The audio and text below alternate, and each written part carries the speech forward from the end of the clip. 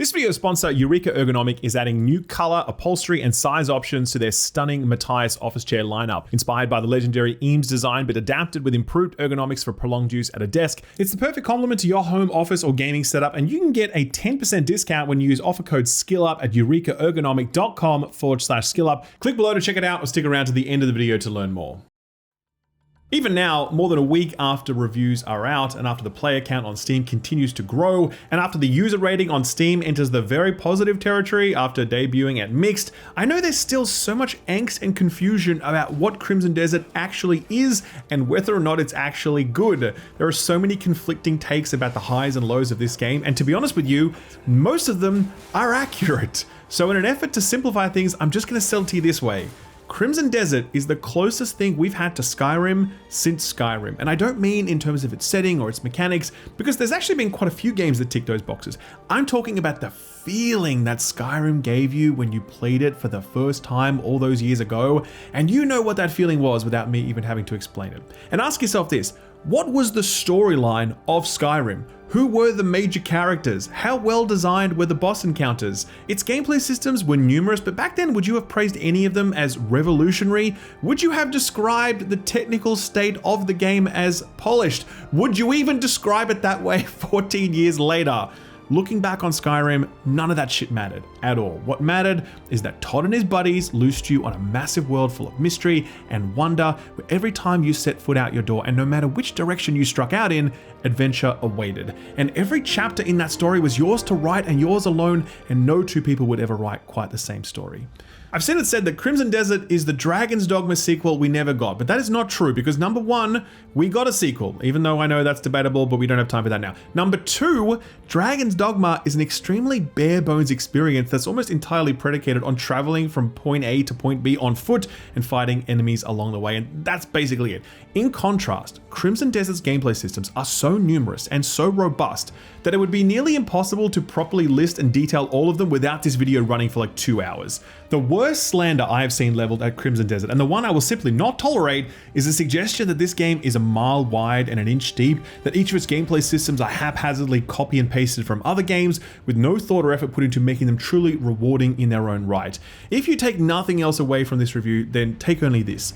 That is a lie. While some of them are totally busted and all of them are imperfect and messed up in their own annoying sort of way, almost all of the gameplay systems offered here denote care and thought and ambition, and when you turn your attention to them, you're more often than not going to be surprised and impressed by how much each of these systems have to offer and how rewarding they are. But separate from that laundry list of stuff is that very rare, very precious thing where a world beckons you, and when you heed its call, it almost never disappoints. A world that at first feels a little generic and well-trodden eventually blossoms into something so wondrous and surprising and unique, all the more so for how strangely it's all been put together. And I think this is the thing that makes Crimson Desert feel truly stand out. Amidst an endless sea of open-world action-adventure RPGs that all seem to follow the template set down by Bethesda and Ubisoft, Crimson Desert is designed with a different open world design syntax. It has map markers, but it doesn't feel like a Ubisoft game. It has survival elements and Ultra Hand, but it doesn't feel like Breath of the Wild or Tears of the Kingdom. It has punishing boss encounters, but it doesn't feel like Elden Ring. The game started out as an MMO, but pivoted to become a single player game, and rather than be hamstrung by that awkward transition, Crimson Desert benefits greatly from it, because the scope of its world and the breadth of its game systems allows us to experience many of the highs offered by MMOs without any of the annoying, grindy, time-wasting bullshit that often makes the genre inaccessible to many. The result is an open-world formula that feels truly unique, no small feat given how many of these sorts of games exist and how samey they can start to feel. All of the criticisms you have heard about Crimson Desert are spot on, but just like Skyrim, history will soon forget those shortcomings, and if history does remember them at all, they'll likely be celebrated as the awkward and inevitable offcuts that are trimmed from something as ambitious as this. The clay that was removed and all that. Yes, the game will be patched and its rough edges smoothed back, but those patches will not be the reason that sentiment on Crimson Desert shifts so swiftly. It will instead be because in spite of all its brokenness and awkwardness and weirdness, the sense of possibility, wonder, and adventure that sits at the heart of this is lightning that's only been successfully bottled a few times before, and Pearl Abyss have done it here with Crimson Desert. Well, that's sorted. Have you been sent to town?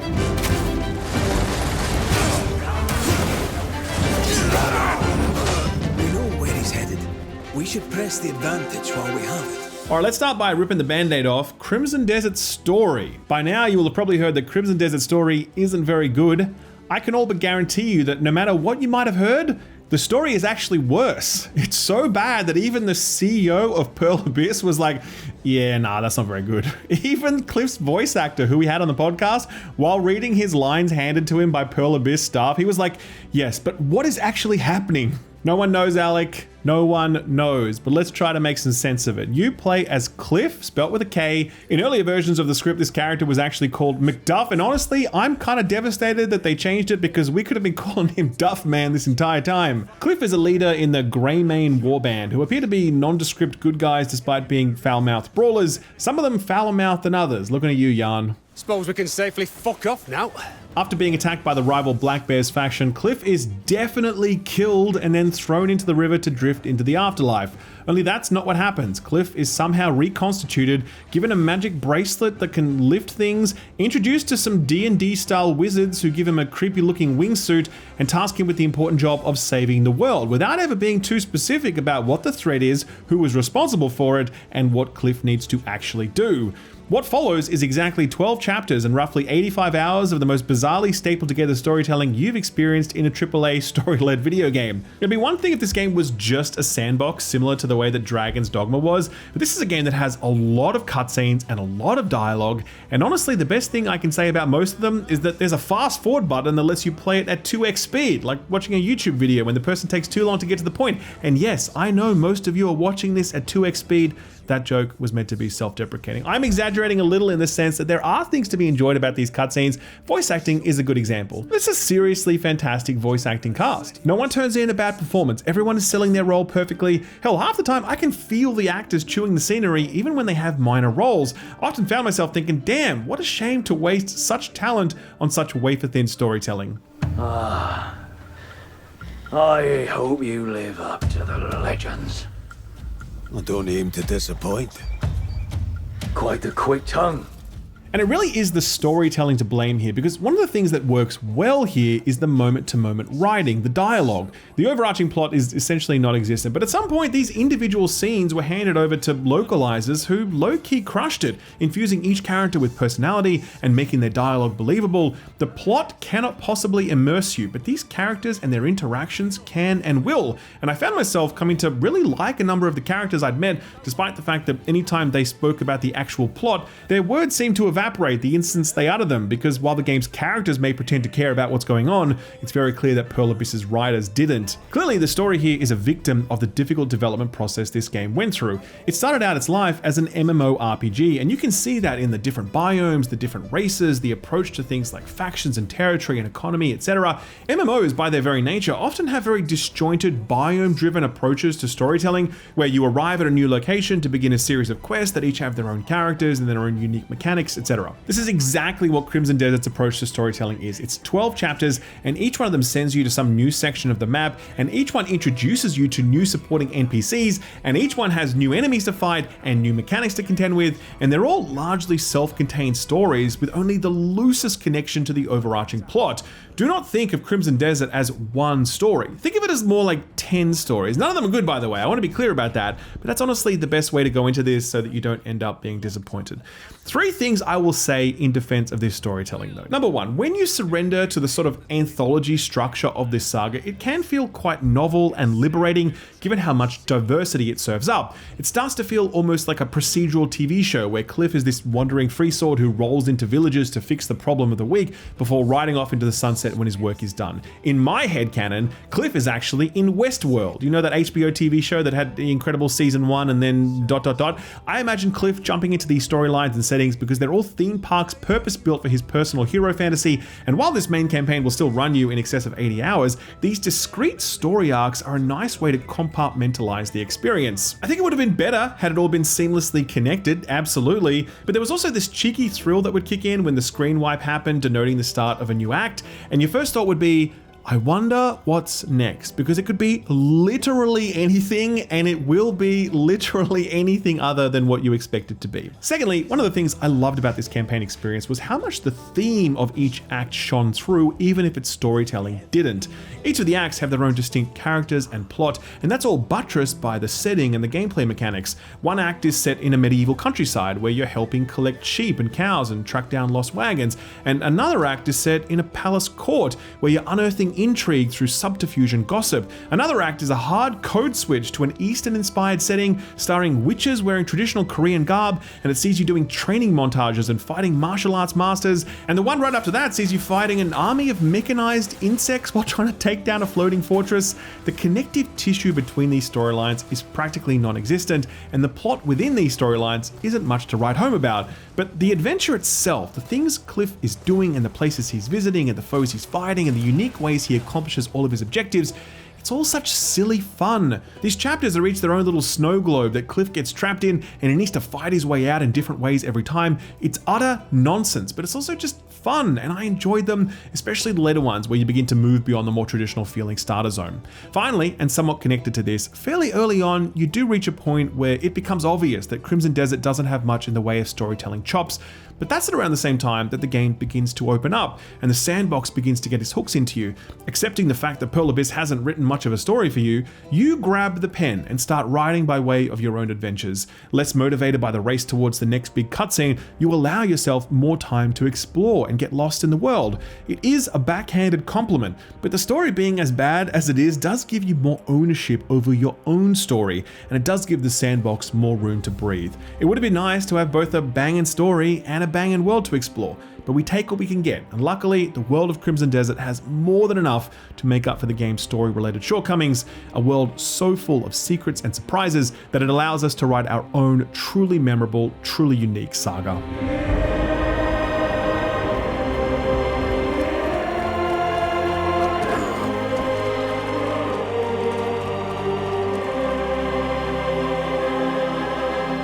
And where do you even begin when trying to talk about the world design of this video game? Perhaps an easy place to start are the visuals. Now look, you can see for yourself that this is a beautiful video game because you can see all the detail and the draw distances and the color, and it's just immediately striking.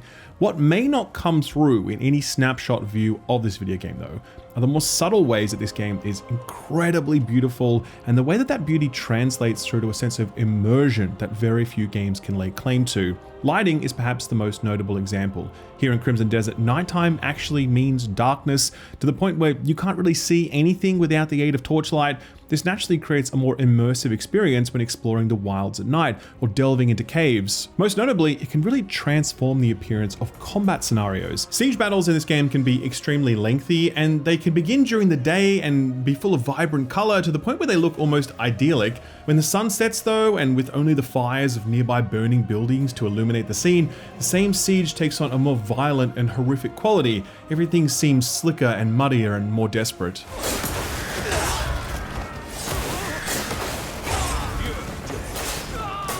This also led to one of my favorite moments in the entire game. After a really lengthy siege scenario, I was then tasked with marking these priority targets with special arrows so that nearby artillery could bring them down. As I ran and rode across the fields, I was peering into the darkness trying to spot these things, but it was hard because it was so dark.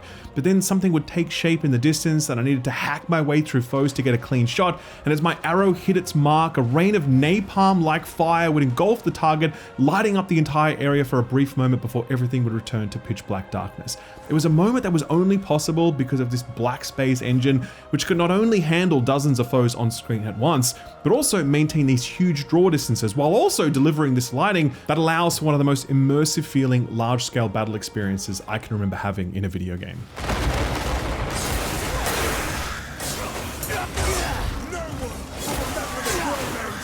Another thing that really sets Crimson Desert apart is its approach to topography. And I know that sounds like a weird talking point, but bear with me.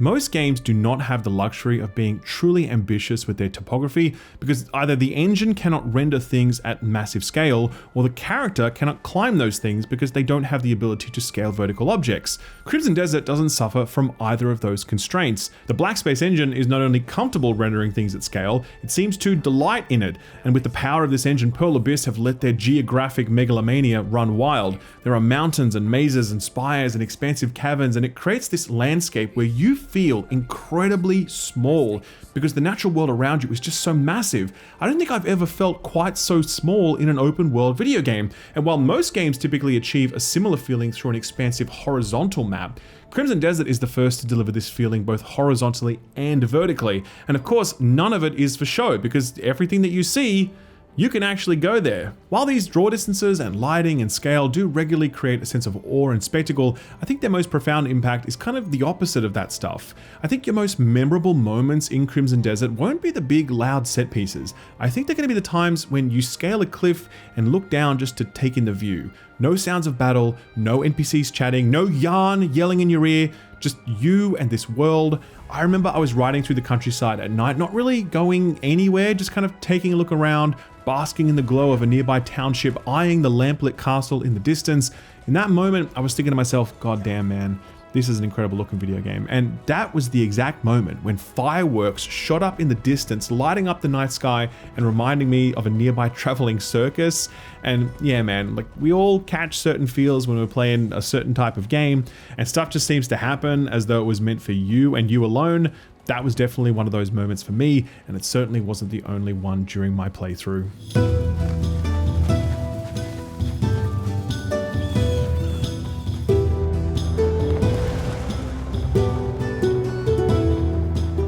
Okay, so the world is really pretty, but that only goes so far. And the reason that people love Crimson Desert as much as they do isn't because it looks really nice, though that helps, and it certainly isn't the story, which we've covered. Instead, it's the very nature of this open world. Its density, its structure, its secrets, its depth, and its utterly unique composition. Yes, it borrows from many other games, but it also adds its own secret herbs and spices to the source. And while you can point to this or that mechanic being borrowed, there's no way that you can come out of the other side of this thinking that Crimson Desert is only the sum of its inspirations. It's a lot more than that. I really think a good starting point is this Twitter thread from Dinga Bakaba of Arcane Studios. He was the game director for Deathloop and is currently directing the upcoming Blade game. It's a long thread, but it's worth it. Here's what he had to say, quote, "Interesting how Crimson Desert functions opposite to most games of this type. Generally, the beginning is magical, and after a while you start to see the strings. Ah, this is close to that game. Oh, this is going to be repeated, etc. But in Crimson Desert, you start with the gaminess front-loaded. The inspirations, the controls, the systems, it's almost all you see. But after a while, all of this takes a back seat. Magic kicks in and doesn't disappear because you've already accepted the rules/constitutive elements. It's almost like the specific type of immersion of a board game, where at first all you see are the board/rules, but then you enter the magic circle properly and the real fun begins. And where it excels is at this point, the game hasn't thrown everything it has in store at you. It keeps on introducing new things, giving more significance to systems and making them interact with each other. It doesn't hurt that most of them are meaty and realized diegetically, and that there's also some tonal liberties with some smartly engineered stupid fun. This coalesces in a singular player journey from game to magic to discovery that might be why so many find investing time in it rewarding and personal. In a time of fast consumption, a game that is sticky because it has friction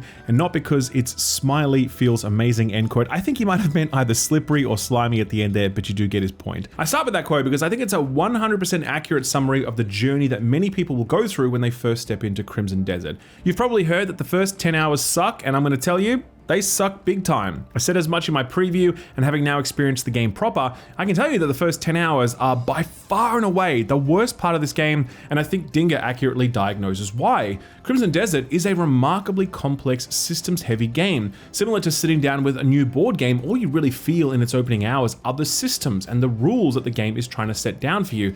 It's not until you begin to develop some muscle memory with the controls, and until these game systems start moving in concert with one another, that you start to understand why all all of this exists in the way that it does. And again, Dinger makes the point that just because you start to understand things doesn't mean that the learning stops, because not only are you introduced to new things as you go, but you also deepen your understanding of the things that you thought you understood earlier. It really does come back to that age-old maxim. Fun is learning applied, and there's a huge amount to learn in Crimson Desert, and when you invest the time to actually learn it, it's incredibly rewarding. Within that context, let's talk about these controls. Are they as bad as you've heard? Well, it's kind of complicated. Is there a lot of stuff you need to memorize? Absolutely. Is some of it a little awkward and counterintuitive? Absolutely. Would I prefer the controls were simpler? Honestly, not really. It's a huge learning curve to get to grips with this control scheme, but when you do, you really do have a vast moveset at your disposal, allowing you to approach combat and puzzles and exploration in different ways. The ability to climb on things and lift things and burn things. A lot of the game's depth is predicated on Cliff having a variety of tools at his disposal. So while you could have done without some of them, I think the game would have been worse off for it. There is a definite issue with the overall feel of Cliff though. You don't really control him as much as you kind of steer him. You have to kind of mush him along as you would dogs pulling a sleigh, and small precise movements are not really Cliff's forte. He has the turning arc of a semi-trailer. While the pain of committing Cliff's expansive moveset to muscle memory eventually fades, the pain of having to physically pilot this lug of a man endures. A patch last week did improve things a little, but I think further improvements could still be made here. What's particularly interesting about these controls is the unique way that they're brought to bear in puzzle solving scenarios. One really good example is waterfalls. In every single video game ever, the cave behind the waterfall is accessible by just walking through the water. But here in Crimson Desert, trying to do that will send you flying for some unknown reason. Instead, you need to use this very specific combat maneuver to pierce the water, dashing you through to safety. So that's weird, right? Like, why is it like that? I don't know, but it's cool, and it's not the only example. Later puzzles involve you turning stone pylons, and the way you do that is by using that same stabbing maneuver to stick your weapon into the rock so that it can then become the lever that you're pushing. Perhaps my favorite example was one I was really confused by in the preview, a sword flash. You press the two bumper buttons to bring up your sword, and then you press another button to focus the light beam. This is used on occasion during combat to stun enemies, but it's also used to set things alight during puzzle solving. Often you need to burn away brush using this ability so you can access something behind it, but the single best use of this ability is here, when during a siege mission, you're tasked with bringing down these massive archery towers, and the way you do that is by setting them on fire with this ability.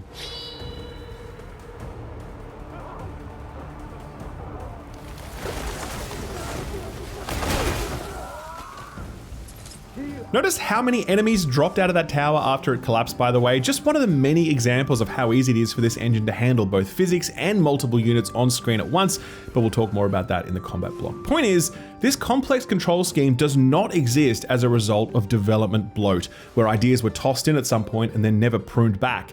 Instead, they exist in service to a complex game with a unique approach to combat and physics, such that a control scheme like this fully realizes the potential of this sandbox.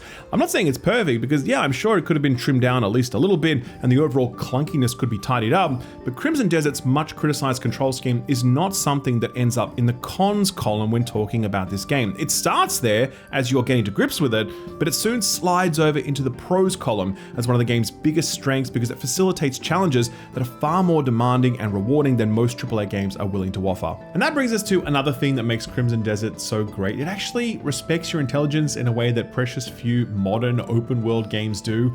Puzzles, for example. Most of the puzzles in most of the AAA games you play these days don't ask very much of you, but many of the puzzles in Crimson Desert will stump you, and I'm not ashamed to admit that I had to look up solutions to at least a few of them. That wasn't because they were obtusely designed, mind you, rather is because I hadn't fully grasped all of the elements of the puzzle solving sandbox. At first it felt like I was running into all of these brick walls, but by the end, the puzzle design syntax was second nature to me, and I was spending more time experimenting with all the tools at my disposal, such that when I did actually manage to solve the more complex puzzles without the help of a guide, it felt incredibly satisfying. But puzzles aren't the only way that Crimson Desert treats you like an adult. It also assumes that you have patience, and this is where we start to get into all of the economy and progression elements that are so masterfully meted out here. Crimson Desert is not the sort of game where you'll find a sword that does 5 times more damage than your previous sword.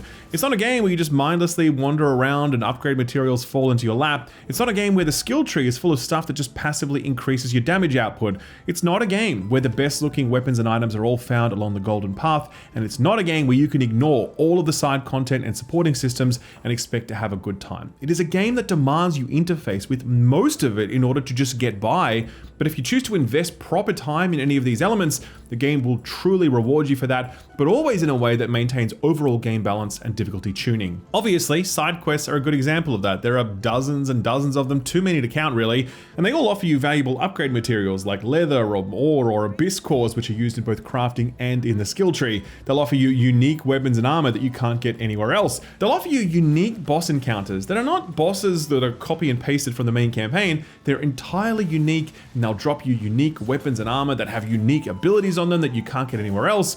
That already makes side content incredibly compelling. Coin is another great example. You know how in most open world games you start out dirt poor, but by the end of the game you have more money than you know what to do with? Well, in Crimson Desert, you start poor and you stay poor the whole way through because money is tight, man. You're spending it on food and upgrade materials and random shit you find from shady roadside dealers. You are never flush with cash, and so hunting down outlaws and collecting their bounties is a really effective way to make money. Probably the most effective, in fact, since I never found a kind of free money hack that made getting rich easy. The economy is very tightly managed all the way through.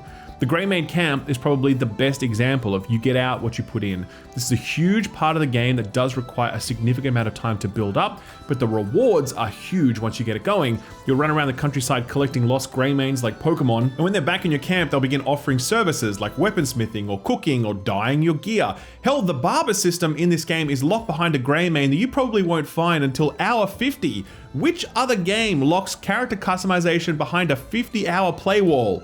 Warframe fans, you know the answer. The camp offers the ability to grow and farm specific fruits and vegetables, the ability to capture and breed livestock so that you can then slaughter them for meat, skin, and bones, the ability to cook and brew potions and craft weapons and armor. There's even a trade route system where you can load up specific trade goods and manually cart them across the map for profit. But a lot of the time is going to be spent managing your Greymaid flock, dispatching them to missions. Need more food for boss encounters? Send your fisher Greymaids to go fishing for a while. Need to unlock a new mining tool? Send your engineer Greymaids to research it. Need to clear a bandit camp but don't want to do the fighting yourself? Send your Greymaid warriors to do it for you. These missions become more expensive but also more rewarding as you do them and as you recruit more Greymaids, and it's also just a brilliant pacing tool because the busy work at your Greymaids camp is the perfect chaser after an intense siege mission or boss battle. In Crimson Desert, the path to player power is a long and winding road, demanding that you tread each step slowly and deliberately. Boss battles will act as a gear check, and there is no shortcut to quick upgrades. You gotta get out there with your axe and your pickaxe, and you have to farm the materials you need to make yourself stronger. You have to complete some side quests to save up some coin. You have to complete some abyss challenges to unlock some skill points. I guarantee you that there'll be at least one boss encounter you'll come up against, which is gonna gear check you so hard that you'll spend at least an hour or two out in the world just preparing to try that boss again. And when you step back into that arena and you do emerge victorious, that victory feels all the sweeter.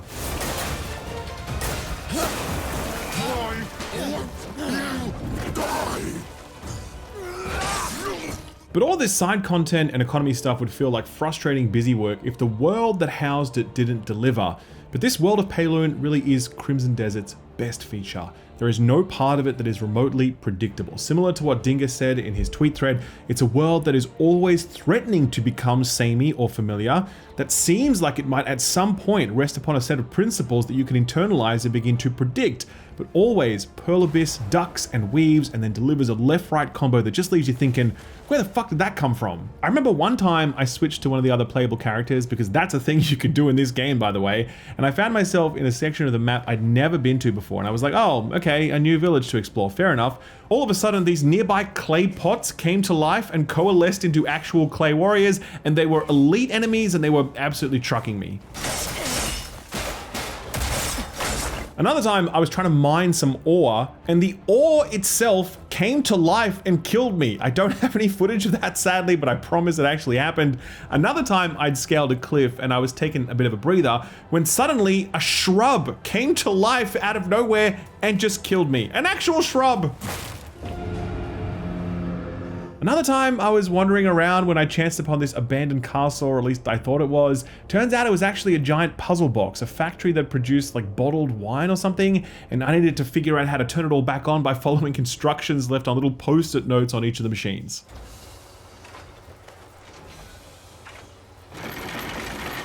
I have more than a dozen of these stories, and they're just the little ones, where the surprises the campaign has in store are just as impactful for their spectacle, and the simple joy of an unexpected vista or secluded location can hit just as hard if it catches you in the right moment. I said in the intro that this is the closest we've come to Skyrim since Skyrim, and it's because of this stuff, an expansive world offering near limitless freedom, every inch of it laced with unexpected surprises and weirdness. There is no rhyme or reason or rhythm to the world of Payloon. It's deliberately off kilter in a way that never lets you slip into this feeling of comfort or familiarity. It never stops showing you new things or teaching you new things, to the point where after 85 hours, I think I've really only experienced a small fraction of what this world has to offer. And where in many other games, the remaining runtime would be spent doing things that I'd already done before, here in Crimson Desert, I know that what's still awaiting me is mostly going to be stuff that I haven't yet experienced. There are very, very few games that can boast something like that when the player has already invested 85 hours.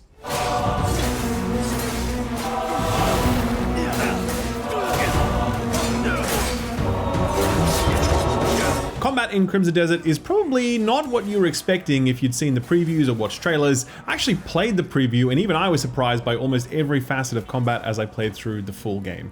We had earlier guessed that this was a sort of character action game, since Cliff's moveset is so expansive and he can do so many insane things that something like Bayonetta or Devil May Cry was the natural comparison point. Turns out though, this is actually closer to a Musou game, kind of like Dynasty Warriors, since most of the combat is against scores of enemies surrounding you at all times. And when I say scores, I mean like a lot of fucking enemies, man. Like so many enemies at a time that I'm like, yo, Pearl Abyss, just chill please. But also, how are you doing this? The Black Space engine gets a lot of attention for its draw distances, its fidelity, its lighting, and its performance, but Black Space was like, I got one more in me, and decides to add to that list a truly absurd max unit count that results in these incredibly chaotic feeling battles. Unlike Musou games though, each unit here is an actual unit, and what I mean by that is that none of them are just fodder meant to provide visual flair when you do some big cleave attack. Here every enemy has a proper health pool and a proper moveset, and it feels like a real battle based on real combat rather than a video game trying to simulate the feeling of a battle by placing a bunch of chaff enemies about. It's in these scenarios that Crimson Desert's combat is at its absolute best. While there are some elite enemies that definitely demand your respect, most of the enemies you'll fight are just a chance to use Cliff's moves, and this man has a lot of moves, 4 different weapon styles, each of them with their own unique combat style and movement, an entire unarmed combat style, a bunch of moves based upon wrestling, archery, not to mention the use of magic abilities like Force Palm, Focus, and your telekinetic jelly arm thing. Getting to grips with all of the components of this combat is just the beginning, because pretty soon you'll figure out how to chain combos and abilities and weapon swapping all together, and at that point it does start to feel like a character action game crossed with a Musou game. But it does take a while to get there because you do need to unlock quite a few nodes in the skill tree for all this to really start working. Or you can just learn new abilities by watching bosses do them, which is such a sick mechanic. You're literally fighting a boss, and on occasion the action will slow down, allowing Cliff to observe a new technique, which he can then internalize and start using immediately. Totally love that. Oh, and also you get even more abilities by claiming the weapons and armor of bosses you've defeated. A lot of my playthrough I was maining a one-handed sword I got from the Crowcaller boss, and it sent out target-seeking ravens whenever I did a heavy attack. Another weapon I found would set targets on fire, while a shield I got would panic enemies every time I managed to successfully parry. Between the skill tree and these items and your own personal mastery, combat consistently evolves and gets better and better the more you play. Again, 85 hours in, I am seeing clips on Twitter and I'm like, I have no idea what that move is. What the fuck is that? So that's the major component of the combat experience, this Musou style fighting. But there's another component, and it's the bosses. Now look, I'm gonna tell you that half of my playthrough was on the review build of this game, so pre the first big patch where they changed a bunch of stuff, including boss health. Some of the early bosses I fought, particularly the Beast in the audience chamber thing, and Ludwig the Awakened, these bosses were just absolutely fucked, man. Like, even after I had significantly upgraded myself, and even after I brought like 100 meat skewers in to devour during combat to heal myself, it was still a totally miserable experience. Since then, Pearl Abyss have nerfed the number of bosses, and I could immediately feel how much easier the game was after that patch went live. But even with these boss encounters being easier, most of them are still awful for a bunch of reasons. Number one, most of the bosses just teleport everywhere all the time. And it's so annoying because the controls are kind of clunky in the first instance and Cliff's animation windups can be really long. It just feels like these bosses were made for a different game. Number two, I wouldn't even say that the bosses were hard if they weren't really leveraged into specific abilities that stun lock you or empty 2/3 of your health bar in one combo or just straight up one-shot you. Boss combat is basically all about chipping away at these bosses' massive health pools while they teleport around like lunatics, while also trying to just avoid their overpowered damage dealer mechanic that just KOs you if you get hit by it. Number three, and this was probably the most annoying thing, a number of the bosses have individual mechanics that require you to do a very specific thing at a specific moment. And a lot of the time that shit just doesn't work because it's too buggy. Like this Thunder Tank boss here, for example. You're meant to climb up and stab this thing in its glass dome to like one-hit KO it. But Cliff latching onto that is so unreliable that it's basically impossible to pull it off. And this tank will also one-shot you if you miss that attack. So it's safer to just grind the boss down slowly rather than do what Pearl Abyss intends for you to do here. You can tell that Pearl Abyss never really landed on a solid boss design model because when bosses don't teleport and they don't have bullshit mechanics that stun lock you or one-hit KO you, the bosses are actually really easy. You can just parry them and wear them down and it's totally fine.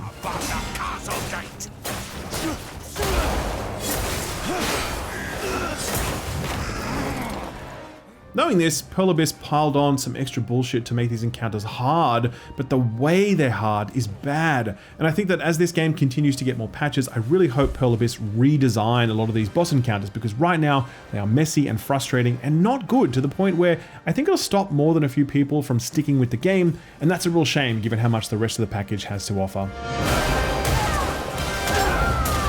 I'll never touch it again, I swear.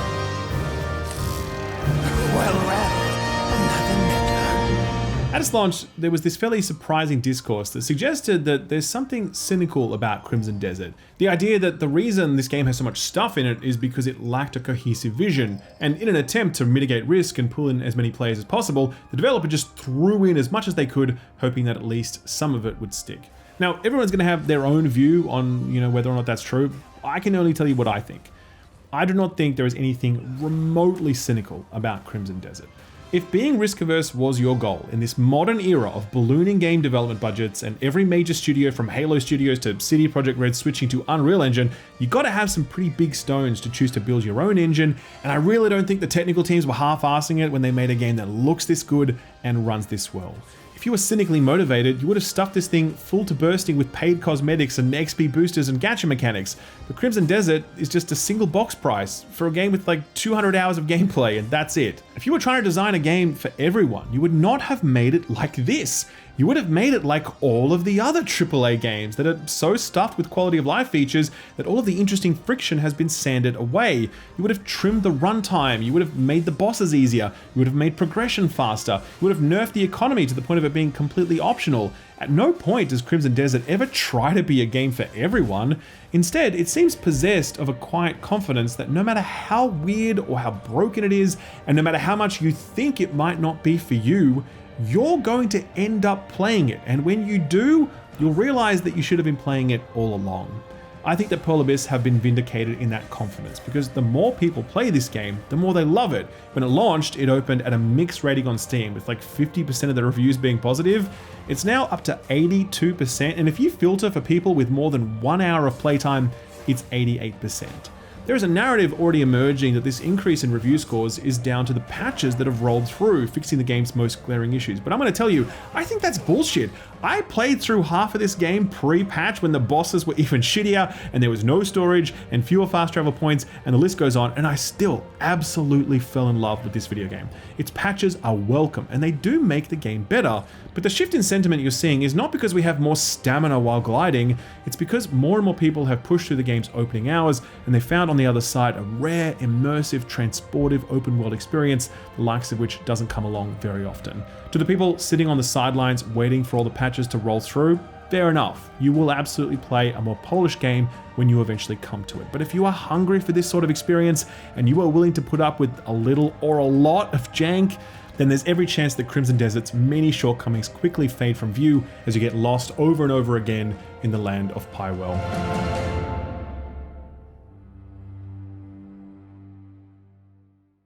Before we go, a quick word from this video's sponsor, Eureka Ergonomic. I'm a huge fan of their stuff because it's functional, well built, looks great, and always has some nice flourishes to make it really stand out. There's no better example of that than Eureka's latest offering, the Matthias office chair. If the design looks a little familiar, then that's no accident. It's inspired by the legendary Eames lounge chair first introduced back in 1956. The design stood the test of time because of its comfort and elegance, and now Eureka Ergonomic brings their expertise to bear by adapting the design to a home office setting. Changes to the overall alignment and backrest make the Matthias the sort of chair that can be used all day long when sitting at a desk, with adjustable height and tilt settings to ensure maximum comfort. Aesthetically, the Matthias retains the classic elegance, and premium build quality and materials ensure that it's built to last. But Eureka Ergonomic have gone the extra mile to allow you to select the perfect Matthias office chair to fit your space. The new upholstery option is a soft fabric in a green slate, navy blue, or off-white colorway. There's also a brown Napa leather variant to add to the original black and beige leather options. But Eureka Ergonomic didn't stop there either. They added an XL size to the Matthias office chair that's built for people 6 feet and above, with weight capacity up to 400 pounds, though do note that the XL size is only available in the classic black Napa leather. If you'd like to grab one, then like I said, now is the perfect time because Eureka Ergonomic is offering a 10% discount when you use offer code SKILLUP over at eurekaergonomic.com/skillup. That's only for a limited time though, so do get in quick. That offer code SKILLUP at checkout for 10% off the stunning Matthias office chair in one of their new fabric or color options, as well as the new XL sizing. A big thanks to them for sponsoring the video, and thank you for watching it.